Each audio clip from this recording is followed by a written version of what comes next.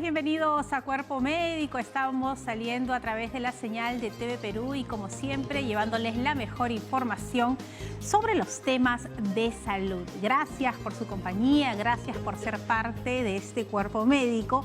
Y hoy tenemos un tema muy interesante. Vamos a hablar sobre lo que sucede cuando tenemos lo que sucede en nuestro cerebro con un accidente cerebrovascular. ¿De qué se trata? ¿Cuáles son las consecuencias? Nos puede dar a cualquiera de nosotros. El estrés es parte de ello, tiene que ver la genética, tiene que ver la herencia. Pues todos estos temas los vamos a resolver hoy. Y como siempre también Aura nos trae información para redondear los temas. Aura. Bueno, Fátima, en esta oportunidad vamos a abordar nosotros un tema bastante interesante que de pronto puede tener cierta confusión. Vamos a hablar de las famosas anginas de pecho. Muchas personas relacionan este dolor profundo e intenso en el pecho con un preinfarto, pero ¿existen realmente los preinfartos? ¿A qué tenemos que hacerle caso en este caso a los dolores del pecho? Y sin embargo también, así como para mencionar estos dolores de pecho que pueden estar relacionados o no con posibles infartos cardiovasculares, también están relacionadas a la falta de actividad física. Es más, se menciona que entre un 20 y un 30% de probabilidades aumentan si es que una persona no realiza suficiente actividad física. Y no hablamos de un montón, hablamos de 3 a 4 veces por semana en una actividad moderada, contando las caminatas. Pero seguramente, Sarita, tú vas a poder brindarnos mucho más información en torno a eso, porque ahí he visto en tu mesita que tienes tocino. Ya te pregunté, ¿qué beneficioso podría ser el tocino? Sarita. Bueno, es que Aura, justamente el día de hoy en el segmento de nutrición vamos a hablar de justamente aquellos alimentos que reducen el riesgo de tener un accidente cerebrovascular y aquellos que más bien incrementan ese riesgo. De hecho, los estudios han demostrado que una dieta saludable, balanceada, que tiene justamente lo que hoy les voy a explicar, podría reducir hasta en un 19% el accidente cerebrovascular. Los estilos de vida saludable, la actividad física frecuente, moderada a lo largo de la semana realmente son factores protectores no solamente del accidente cerebrovascular, sino de muchas enfermedades crónicas que no quisiéramos tener. Así que, Fátima, vamos a estar hoy día con el programa bastante completo, abordado desde diferentes aspectos. Así es, Sara, y como siempre es importante recordarles que sus preguntas son fundamentales para de esa manera todos estar bien informados. Hoy tenemos un importante especialista para hablar sobre estas famosos ACV, los accidentes cerebrovasculares. Así que los invitamos a todos ustedes a ser parte del programa porque esto es Cuerpo Médico y empezamos así.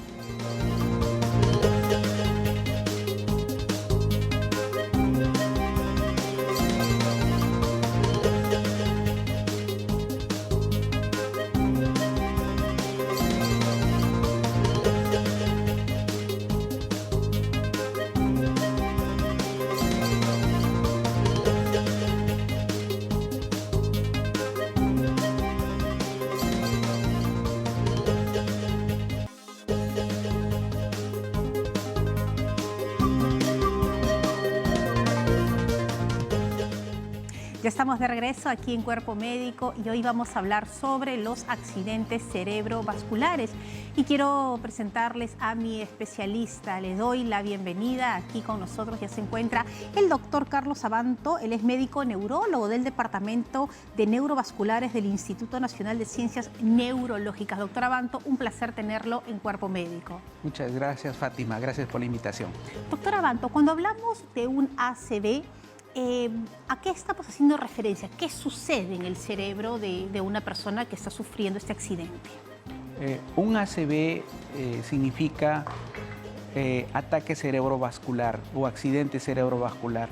Significa que una porción del cerebro está sufriendo, sea por obstrucción, lo que conduce a una muerte de una porción del cerebro, o por ruptura, que sería lo que es una hemorragia. En el primer caso se dice infarto cerebral y en el segundo hemorragia cerebral.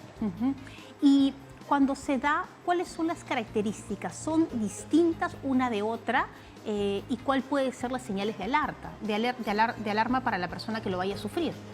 Sí, es importante saber los síntomas del ataque cerebrovascular. La pérdida brusca del habla o la dificultad para hablar y la debilidad de un lado del cuerpo de manera súbita son los síntomas y signos que dicen que uno está padeciendo un ataque cerebrovascular.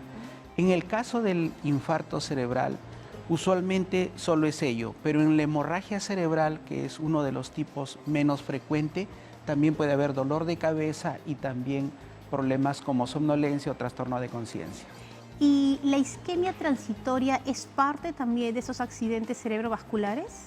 Sí, justo el tipo isquémico, que constituye el 80%, un subtipo del tipo isquémico es un caso en el cual el paciente por aproximadamente 1 hora tiene debilidad de un lado del cuerpo y dificultad para hablar y luego se recupera y no hay un daño en el cerebro. Solamente fue algo funcional y transitorio, como el nombre lo dice, isquemia cerebral transitoria o llamado también TIA.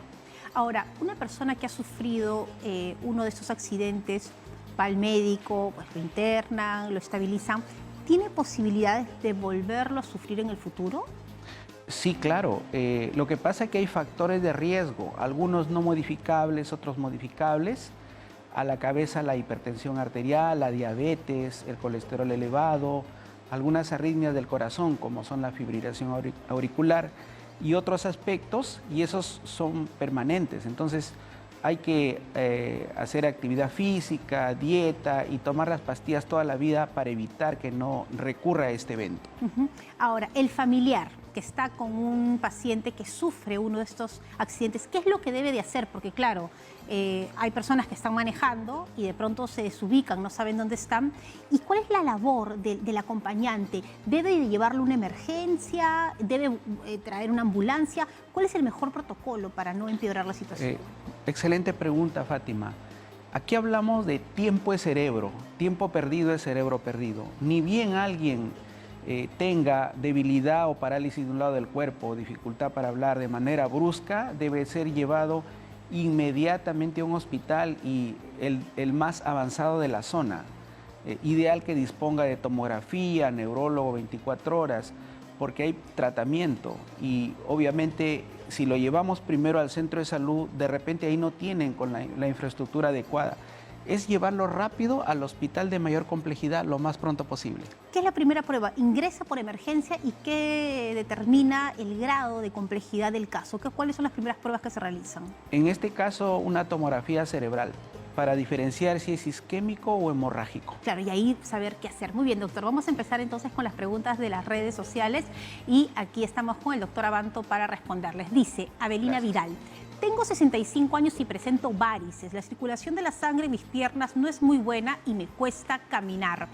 ¿Me puede dar un accidente cerebrovascular si tengo este antecedente? Las varices per se podrían deberse a problemas de venas. Si bien no es una relación directa que va a producir un ACV, la mayoría de pacientes que tiene varices también tiene presión alta, diabetes, colesterol y está relacionado. Creemos que el enfoque debe ser integral, ver la circulación periférica, como lo han mencionado, el corazón y también el cerebro. Sí, hay que acudir al médico.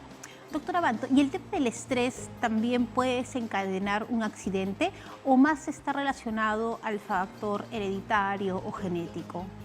En realidad, todo es factor de riesgo, pero mayor peso tiene que ver la presión arterial, la diabetes, el colesterol elevado, arritmias cardíacas, como mencioné, la llamada fibrilación auricular. Existen también factores de riesgo genéticos y estrés, pero son menos probables que sean causa de enfermedad cerebrovascular. ¿Y la estadística qué nos dice respecto al tipo de paciente que llega a la emergencia por una de estas complicaciones? ¿Son más hombres, más mujeres? ¿Cuáles son las edades más frecuentes? Bueno, el ACV no respeta ni sexo, ni género, ni edad. Puede dar a cualquier edad, ¿no? Y a cualquier género. Sin embargo, es más frecuente a medida que aumenta la edad y ligeramente es más frecuente en el sexo masculino. Es muy importante saber que la prevención es muy importante, ya que muchas veces uno exagera en estilo de vida no saludable pensando que uno no le va a dar, pero como mencioné, no respeta nada y le puede dar a cualquiera. Todos estamos en riesgo. Muy bien, doctora Abanto. Vamos con otra pregunta que nos llega a través de las redes sociales y ya la tenemos en pantalla. Dice Christopher Inostroza: mi hermano sufrió un accidente cerebrovascular que le produjo inmovilidad de medio cuerpo. No habla ni come por la boca y eso me preocupa. ¿Hay algún tratamiento, terapia que pueda ayudarlo a recuperar la movilidad? Sí, claro. La rehabilitación es muy importante. Se debe hacer ni bien el paciente esté estable, usualmente luego de las 24 horas del evento y posterior al alta. Existen programas de rehabilitación que incluyen terapia física o motora, terapia de lenguaje, terapia ocupacional, terapia cognitiva o de la memoria. El programa tiene que estar varios meses. Los pacientes tienen chances de recuperar. Usualmente hasta el año recuperan rápidamente. Luego parece que ya quedan estables o estabilizados. Doctor, ¿y qué pasa con el paciente durante un ACV? ¿Recuerda lo que sucedió? Le dicen, doctor, la verdad, yo estaba haciendo tal cosa y de ahí no recuerdo nada. ¿Qué pasa con nuestra mente durante este accidente? Depende de la severidad del caso. Si es leve a moderado, él recuerda, asiste a su enfermedad. Se da cuenta que no puede mover un lado del cuerpo, que no puede hablar, ¿no? En los casos severos que pueden llegar hasta el coma o la inconsciencia, el paciente no recuerda, pero no es lo usual. Lo usual es que asista y se dé cuenta de su enfermedad. Qué importante, porque también somos una ayuda para pedir auxilio y asistir al médico. Vamos con otra pregunta, doctora Abanto, que nos llega a través de las redes sociales y ya la tenemos en pantalla. Ainara Gallardo nos dice: el fin de semana mi mamá presentó ciertos síntomas que me preocuparon. Empezó a sentirse algo mareada, después decía que veía doble de un ojo, confundió a su nieta con su hija y también hemos notado que habla muy lento. ¿Esto podrían ser señales de alarma ante un posible ACV? Sí pueden ser, siempre y cuando sean de manera brusca o aguda, un inicio brusco, súbito. Si no, no. Estos síntomas, si son crónicos, podrían deberse de repente pues a un problema de inicio de deterioro cognitivo que le llaman demencia. Los mareos pueden ser también por problemas del oído. Pero aquí la pregunta sería si ha sido brusco. Si es así, evidentemente se trata de un ACV. Es una característica de ACV, tiene que ser brusco. De un momento a otro hay que ir a emergencia. Así es. Muy bien, doctora Abanto, vamos a continuar hablando sobre estos accidentes cerebrovasculares con usted y, por supuesto, respondiendo todas las preguntas de nuestro público. Pero ahora vamos con Aura, que también nos trae información importante. Aura. Fátima, bueno, en realidad hemos hablado sobre los ACV, pero ahora nos toca un poco mencionar los SB. Creo que esos nombres no debemos olvidarlos porque es importante siempre invitar a la prevención, reconocer estos términos y también reconocer qué es lo que no debemos hacer de manera precisa y exacta. Las enfermedades cardiovasculares que están relacionadas o no, y eso es ahí donde vamos a desarrollar un poquito el tema, con las anginas de pecho. Sin embargo, la Organización Panamericana de la Salud cada año nos menciona que existen y mueren más personas por enfermedades cardiovasculares que por cualquier otra causa. Y más de 3/4 partes de las muertes están relacionadas con cardiopatías. Y aquí creo que es donde tenemos que prestar suma atención. Es más, como ya lo había mencionado al inicio del programa, las personas que no realizan una actividad física suficiente y adecuada tienen entre un 20 y un 30% más de probabilidades de morir de manera prematura que aquellas que realizan cierta actividad física o en todo caso que realizan la actividad física suficiente. Y no estamos hablando de grandes cantidades o actividad física en exceso. Ahora, en el caso de los dolores de pecho, que justamente se les puede denominar como angina de pecho, estas molestias se producen cuando una zona del músculo cardíaco no recibe suficiente cantidad de sangre oxigenada. Y es un síntoma frecuente de la cardiopatía isquémica, en la que el flujo sanguíneo al corazón está limitado o por alguna razón se ve interrumpido. Justamente para poder profundizar un poquito sobre esta información, conocer también a qué debemos estar alerta, estamos con el doctor Jorge Quispe, cardiólogo de la Clínica Médica Cayetano Heredia. Doctor, muchísimas gracias por acompañarnos. Yo creo que usted podría ampliar un poquito más este término, angina de pecho. No todos los dolores de pecho entran dentro de la categoría de angina de pecho y también a qué debemos prestar suma atención. Bien, Aura, gracias por la invitación. Para hablar de un tema muy interesante, muy importante, y justamente, ¿no? lo que mencionas es correcto, ¿no? El dolor de pecho es un síntoma muy frecuente que se ve en la consulta, ¿no? En la consulta de cardiología, también se ve con frecuencia en las salas de emergencia, y es importante tener en claro algunos aspectos para entender un poco qué es lo que está sucediendo con el corazón y si es el corazón el responsable de este síntoma, ¿no? Entonces, como bien lo has mencionado, la angina de pecho es un síntoma, ¿no? Es un dolor, es una sensación de disconfort que siente el paciente debido a una deficiente irrigación o oxigenación del corazón, ¿no? Entonces, es importante tener en cuenta las características de este síntoma, ¿no? Uno de ellos es el tipo de dolor, ¿no? Generalmente es una sensación de opresión, una quemazón que está a nivel del pecho, ¿no? De la zona central del pecho, que puede irse o irradiarse a otros lugares, ¿no? Por ejemplo, al cuello, puede irse a los brazos, ¿no? A la boca del estómago. Otro aspecto importante es qué es lo que desencadena este dolor. Generalmente es algún tipo de estrés al que sometemos al corazón, que puede ser un estrés emocional o puede ser un estrés físico, ¿no? Por ejemplo, hacer un determinado ejercicio que produce este dolor. Y por otra parte también, ¿qué alivia este dolor? Generalmente es el reposo o algunos medicamentos especiales que alivian este dolor, lo que hace en su conjunto las características de la angina, ¿no?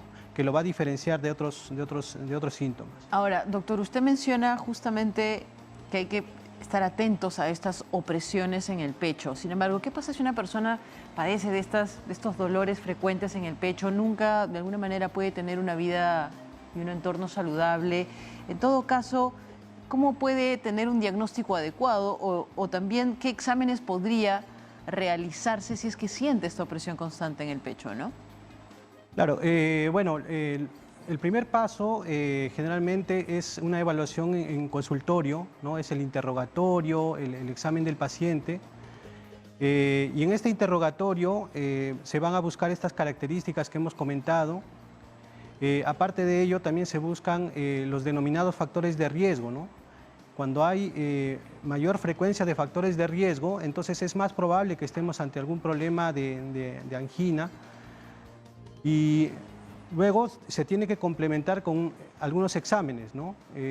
Hay exámenes que son básicos, ¿no? Que son exámenes de laboratorio, el electrocardiograma, el ecocardiograma, y otros exámenes complementarios, que eso sí ya va a ser criterio del especialista, ¿no? Algunos exámenes de imágenes, o tal vez el estudio que es el definitivo, que es el examen de cateterismo, ¿no? Pero que no todos los pacientes van a tener la indicación del mismo. Bien, doctor, vamos a seguir un poco desarrollando la entrevista, sin embargo tenemos algunas preguntas en las redes sociales, justamente desde Facebook.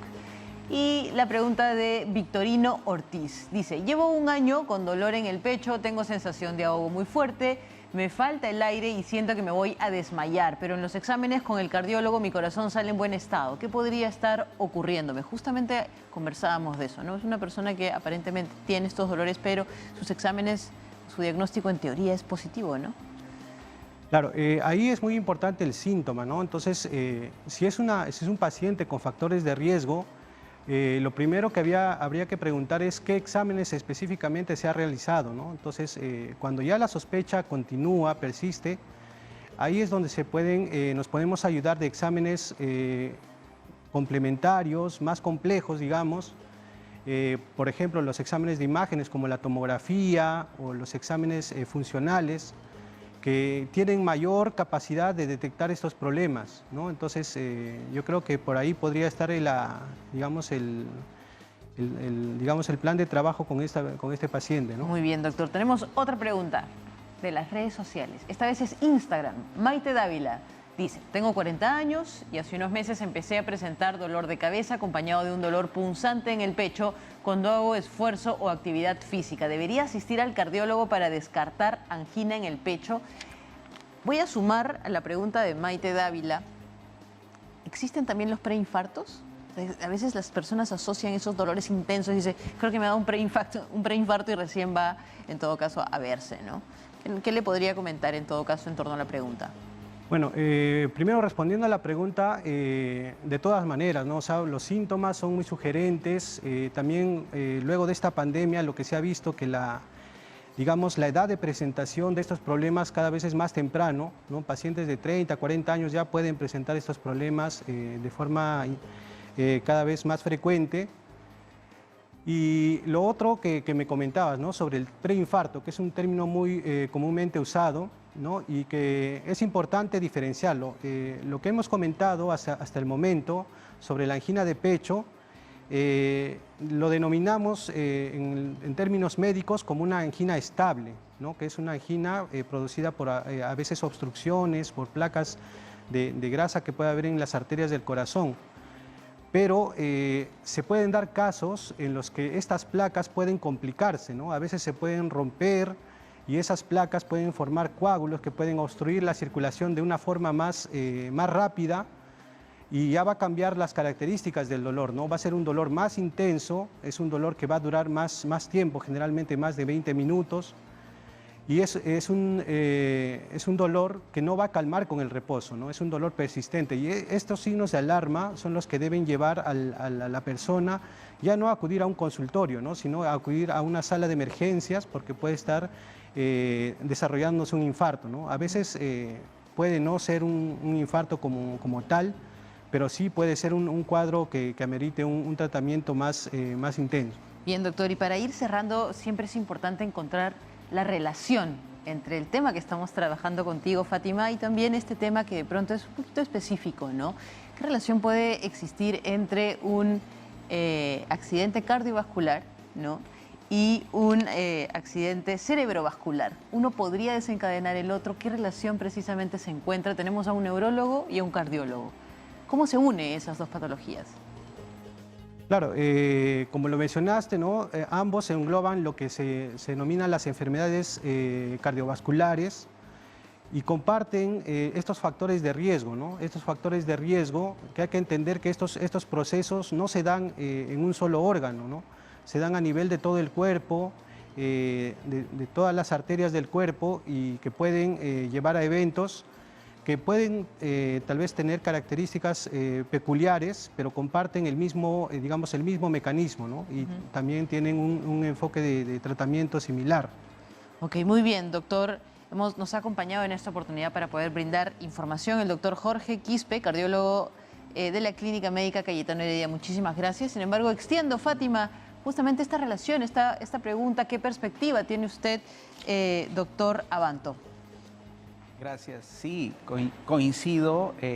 Los factores de riesgo son los mismos. La hipertensión arterial, la diabetes mellitus, el colesterol elevado, son factores de riesgo para la enfermedad cerebrovascular y cardiovascular también. También otra relación es que gran parte de las enfermedades cardiovasculares son la causa y las enfermedades cerebrovasculares son la consecuencia. Típicamente la fibrilación auricular, que es una arritmia al corazón, es la causa de un tipo de infarto cerebral llamado cardioembólico. Muy bien, doctor Abanto. Bueno, y también podríamos hablar de accidentes cerebrovasculares silenciosos, o sea, que no tienen ninguna manifestación, pero que se están produciendo en nuestro organismo. Claro que sí. Eso muchas veces se ve cuando uno hace estudios de resonancia magnética en pacientes por otra patología, por cefalea, por ejemplo, ¿no? U otra patología, convulsiones. Muchas veces se puede ver ahí hiperseñales en FLAIR, que es un protocolo de la resonancia magnética, y se ve que hay infartos cerebrales que no han producido síntomas. Y eso ocurre, pues, usualmente porque no hay un buen control de algunos factores de riesgo preexistentes. En realidad no es que no haya síntomas, no se notan, pero ya con el tiempo el acúmulo de esos microinfartos puede dar enfermedades, incluso llegando a lo que le llamamos demencia vascular, que es la segunda en estadística, solo después del Alzheimer. Doctor, y antes mucho escuchábamos ese término, uy, le dio un derrame cerebral. Cuando hablan de derrame cerebral, ¿se refieren a un accidente cerebrovascular, ya sea por hemorragia o por algún tema vinculado a la isquemia? ¿Es lo mismo el derrame cerebral? Sí, la terminología es múltiple, pero se trata de la misma enfermedad, ¿no? La población dice derrame cerebral. Y uno piensa una cosa horrible, doctor, se asusta con ese término, ¿no? Porque piensa que todo se derramó en el cerebro y se asusta mucho, y para eso justamente está usted, para aclararnos cómo se dan. ¿Uno es peor que el otro? En este caso, el derrame cerebral, dice la población, en alusión usualmente a la hemorragia, pero englobaría también el infarto. En el mundo anglosajón dicen stroke, en España y en Iberoamérica el tecnolecto tiende a decir ictus, que es latín, significa agudo, brusco, por el inicio de esta enfermedad. ¿Cómo se da? Pero si hablamos de la diferencia entre isquemia y hemorragia, los dos son graves. Sin embargo, la hemorragia tiende a tener un poco más de dolor de cabeza, trastorno de conciencia, ser un poco más aparatosa, pero en líneas generales es parecido. Muy bien, doctor. Vamos con más preguntas que nos llegan a través de las redes sociales. El doctor Abanto le responde a Claudio Cano. ¿Es posible que pueda presentarse un ACV cuando se toman determinados medicamentos? Sí. Por eso todo medicamento debe estar supervisado por el médico, ¿no? Debe seguir una receta médica. Pueden haber medicamentos que suban la presión arterial, que aumenten la glucosa, y algunas drogas también, ¿no? que puedan producir infartos al cerebro y también al corazón, porque como habíamos mencionado, es muy similar el mecanismo de producción de estas enfermedades, en realidad cerebro y cardiovasculares. Por eso es tan importante contarle a nuestro médico los antecedentes que tenemos para que nos dé la medicina adecuada de acuerdo a la característica de cada paciente, ¿no? Si yo le digo, mire, tengo genéticamente a mi madre o a mi padre que han sufrido de ACV y tengo que tratarme algo del corazón, eso es importante para el diagnóstico y también la medicación adecuada. Así es. Hay que relatar qué medicamentos tomamos, los antecedentes de la familia, porque todos ellos constituyen riesgos, ¿no? Riesgos o probabilidades de tener ictus. Muy bien, doctora Abanto, continuamos con más preguntas que nos llegan en las redes sociales y ya está en pantalla. Marina Chura nos dice, mi mamá sufrió hace 8 meses un accidente cerebrovascular isquémico. Lleva tratamiento y rehabilitación. En el último mes su sueño se afectó, sus extremidades le arden y no puede permanecer sentada o de pie y está muy ansiosa. ¿Qué le podría estar sucediendo? Ya. En este caso, cuando alguien tiene adormecimiento en las extremidades, ya después del ACV, no en la etapa aguda, puede deber a que probablemente tenga diabetes y se trate de una complicación de la diabetes llamada neuropatía diabética.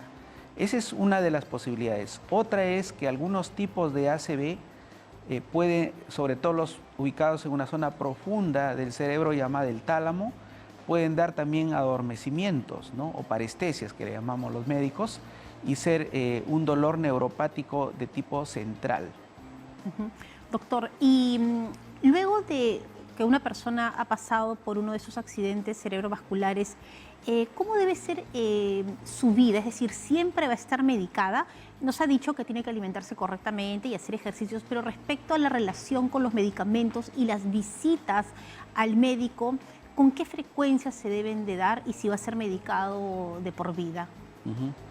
Claro, cuando uno tiene el ACV, el más frecuente, digamos, el isquémico, ¿no? O infarto cerebral, debe de medicarse para toda la vida con 2 medicamentos, ¿no?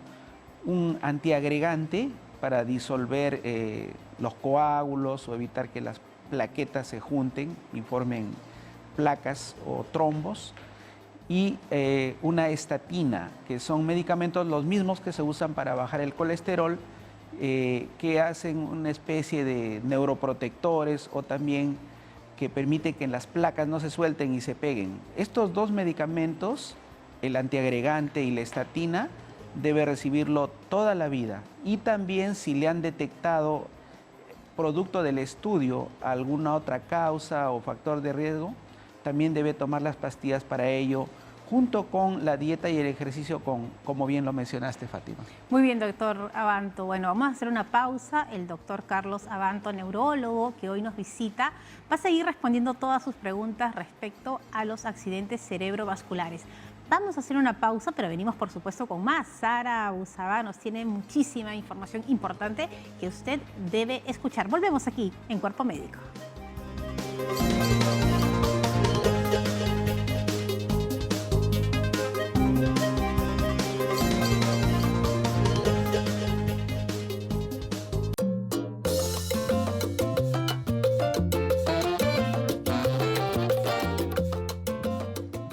Amigos, estamos de regreso aquí en Cuerpo Médico y en este segmento de nutrición que quiero que le tomen especial importancia. Porque como hemos visto, los accidentes cerebrovasculares pueden traer secuelas bastante complejas que incluso pueden perdurar en el tiempo. Por eso la prevención es fundamental y en este segmento de nutrición quiero mostrarles cuáles son aquellos grupos de alimentos que tienen la ventaja de poder reducir el riesgo de tener un accidente cerebrovascular y también aquellos que más bien incrementan ese riesgo. Y ojo que esto que tengo que contarles no es solamente para aquellas personas que están subidas de peso, que tienen colesterol alto, sino incluso desde la niñez. Porque esa capa de colesterol y de triglicéridos que se va acumulando en cualquier parte de las arterias, que pueden ser del pulmón, de nuestra pierna, del cerebro, se va acumulando en el tiempo. Así que esto es lo que ustedes tienen que tener en cuenta. De hecho, como les decía al inicio, los estudios muestran que una dieta saludable, un tratamiento dietético, reduce hasta en un 19% las posibilidades de tener un accidente cerebrovascular. Eso significa que debemos alimentarnos con una dieta que se parece al estilo mediterráneo. ¿Qué significa esto? Donde yo voy a hacer que predomine justamente esto que tiene muchos colores. Mis verduras, mis vegetales. Y cuando hablamos de vegetales estamos incluyendo, por ejemplo, a los tubérculos, a las menestras, a los cereales, a los granos enteros. Y los vegetales que mientras mayor cantidad de colores tenga va a ser mucho mejor. Y ahí también vamos a incluir las frutas y, por supuesto, grasas saludables y alimentos cárnicos en su conjunto. Pero también se ha observado que particularmente el hecho de incluir aceite de oliva crudo, extra virgen, con frecuencia en nuestra alimentación, tiene también la posibilidad de ayudar a reducir estos riesgos, es decir, es bueno para la salud cardiovascular. Ahora, muchas personas utilizan erróneamente, debo decir, el aceite de oliva para la cocción de alimentos y más bien pierden los beneficios que tiene este alimento que realmente es muy bueno. Ustedes deben utilizarlo directamente en su plato. Puede ser un plato de lentejas y le ponen un buen chorrito de aceite de oliva o una ensalada o la preparación que ustedes prefieran.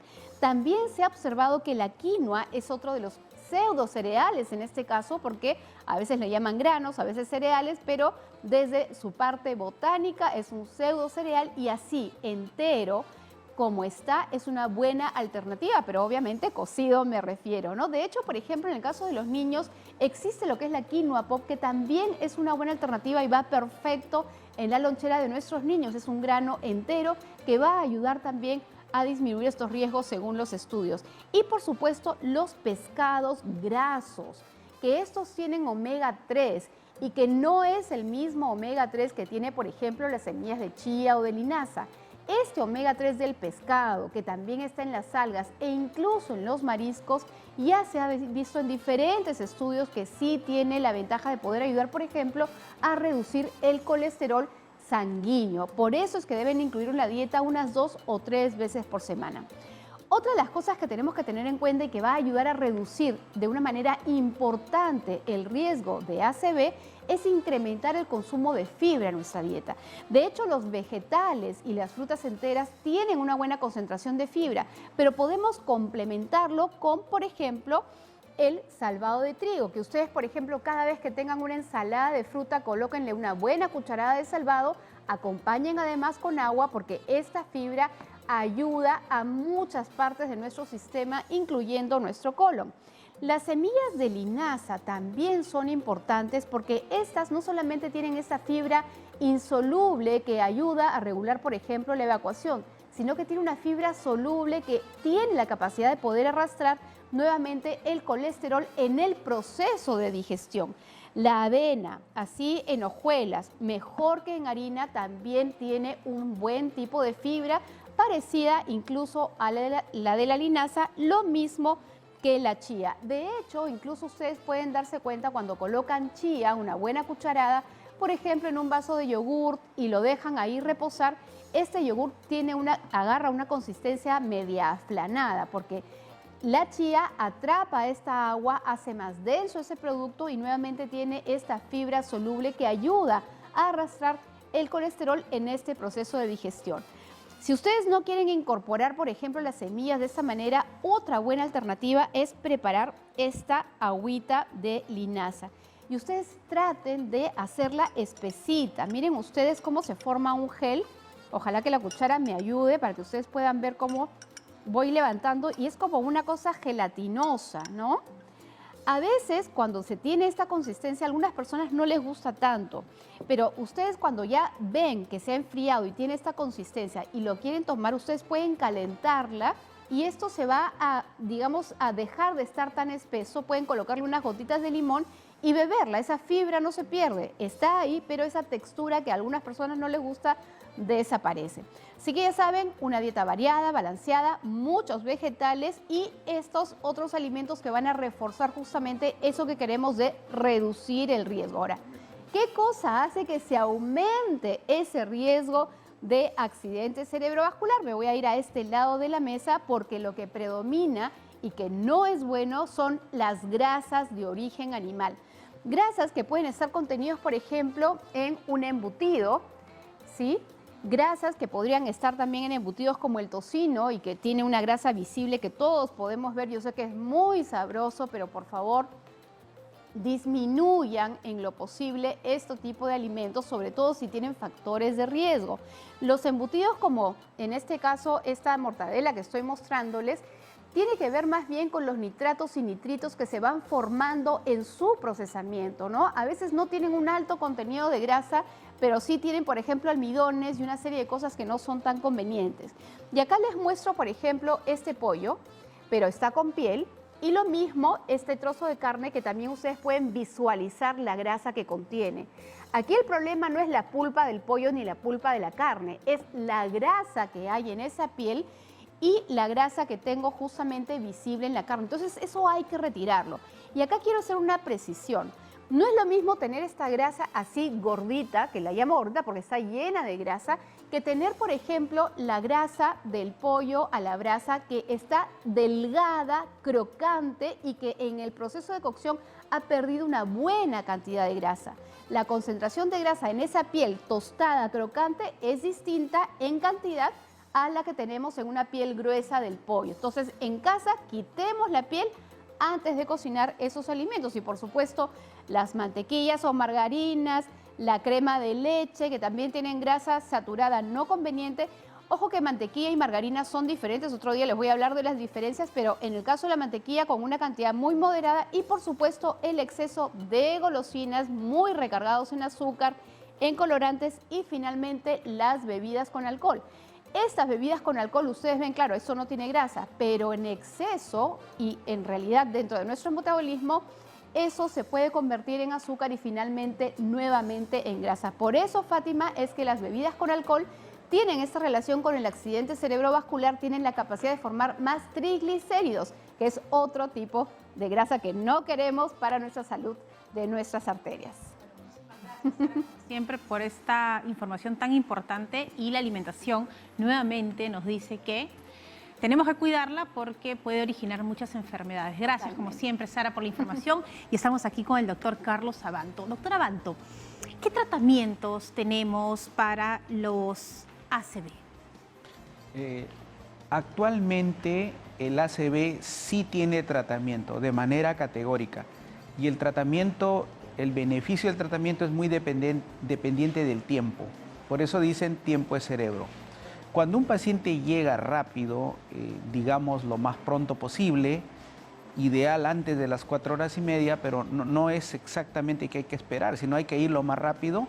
Hay un tratamiento en el cual se aplica un medicamento en la vena llamado trombolítico o alteplasa, ¿no? Este medicamento disuelve el coágulo y el paciente recupera, usualmente de manera lenta. Cuando el paciente llega hasta las 24 horas en casos seleccionados con exámenes de resonancia, de tomografía muy especiales, imágenes avanzadas, hay un tratamiento llamado trombectomía mecánica, en el cual a través de una arteria se mete un dispositivo, se introduce un dispositivo y se extrae el coágulo. Bueno, qué interesante entonces entender los tiempos, ¿no?, que son fundamentales cuando tenemos un accidente en el cerebro y que lo que uno haga en ese tiempo va a ser fundamental. Doctor, ¿qué es lo más frecuente que usted ve en consulta? Usted es un experto en esos temas de derrame, ha estudiado, es un investigador. En nuestro caso peruano, ¿qué es lo más frecuente en lo cotidiano de su ejercicio?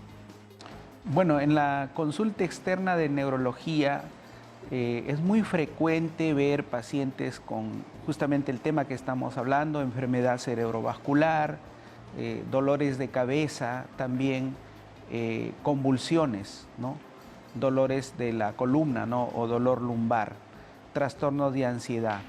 Dentro de los ataques cerebrovasculares, lo más frecuente es que vemos el infarto cerebral o isquemia cerebral. Muy bien, doctor. ¿Y cuáles serían estas recomendaciones para prevenir, pero también para aquellos que tienen uno de estos episodios y qué es lo que debemos de hacer? Sí, ni bien alguien detecte un familiar, un amigo o el mismo paciente que tenga parálisis de un lado del cuerpo de manera brusca o dificultad para hablar de manera brusca, debe ir inmediatamente a un hospital, lo más cercano. Y las recomendaciones son la prevención, tal vez es lo más importante. La prevención es importante, así como lo mencionaron en la dieta, un estilo de vida muy saludable, una dieta llamada mediterránea, ejercicios de manera regular y también si ya se padece de enfermedades de riesgo vascular como diabetes, presión, tomar las pastillas de manera regular. Doctor, la gente no quiere dejarlo ir, así que yo le voy a pedir que por favor nos responda a otra consulta antes de despedirnos. Sí, tenemos a Nicolás Aranda que dice: mi abuelita tiene 78 años y sufrió un ACV hace unos días. ¿Es posible que pueda desencadenar otro problema igual más adelante? Sí es posible, si es que no toma las pastillas, ¿no? Habíamos comentado que el riesgo de recurrencia es alto en uno que ya le dio un ACV. Por lo tanto, hay que tomar las pastillas, un antiagregante y una estatina, ¿no? Son productos que se toman toda la vida y además de lo que ya hemos comentado, estilo de vida saludable y ejercicios. Bueno, doctor, le agradecemos mucho su presencia, hemos aprendido bastante y sobre todo qué importante tener el conocimiento para que los familiares también puedan apoyar a los pacientes con ACV. Y gracias por todo el trabajo de investigación que usted realiza. Ha estado con nosotros el doctor Carlos Abanto, médico neurólogo, trabaja en el Instituto Nacional de Ciencias Neurológicas y ya lo saben, cuando tengan un problema vinculado a un derrame cerebral, tienen que ir aquí donde el doctor para que solucione el problema. Muchas gracias, doctor Abanto. Un saludo a todos sus colegas. Nosotros tenemos que ir a hacer una breve pausa, pero regresamos con lo último aquí en Cuerpo Médico.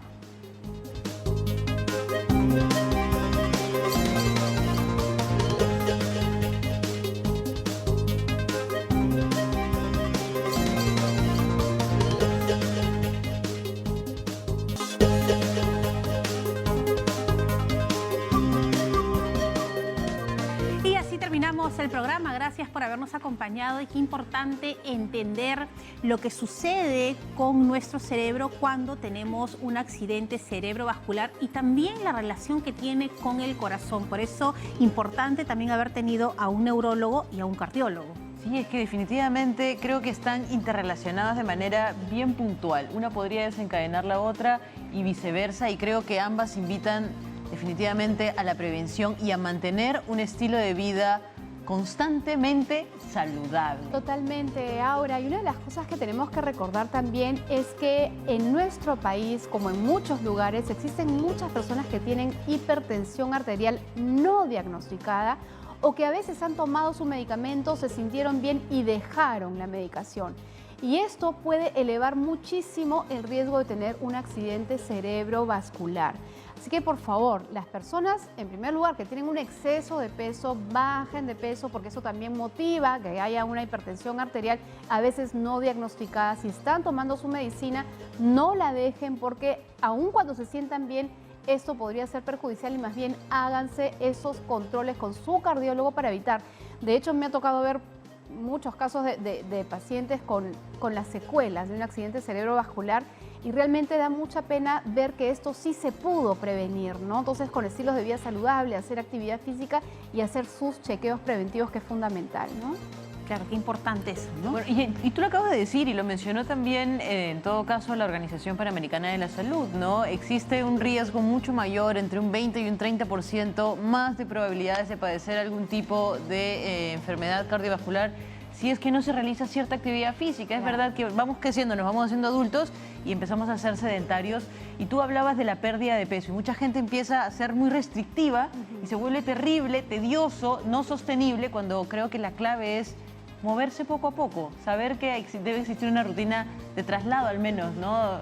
Yo ahora dejo mi carro como a 5 cuadras para caminar un poquito. Dicho sea de paso, yo sé que el tiempo está volando, pero quisiera yo compartir la definición de hacer actividad física, ¿no? Que no necesariamente significa me tengo que ir a un gimnasio o tengo que caminar miles de kilómetros. La actividad física para cada uno en el concepto actual es individual y significa aquel mayor movimiento que tú vas a hacer en relación a lo habitual. Es decir, si yo normalmente caminaba 1 hora, entonces caminar 1 hora no es actividad física para mí. Yo tendría que caminar 1 hora y media o 2 para poder considerar que estoy haciendo actividad física en relación a mi movimiento natural, ¿no? Así que eso hay que tenerlo en cuenta. Bueno, y además con la familia uno puede aprovechar para tener rutinas saludables con la alimentación, con los ejercicios y sobre todo disfrutar las cosas que tenemos en el día a día.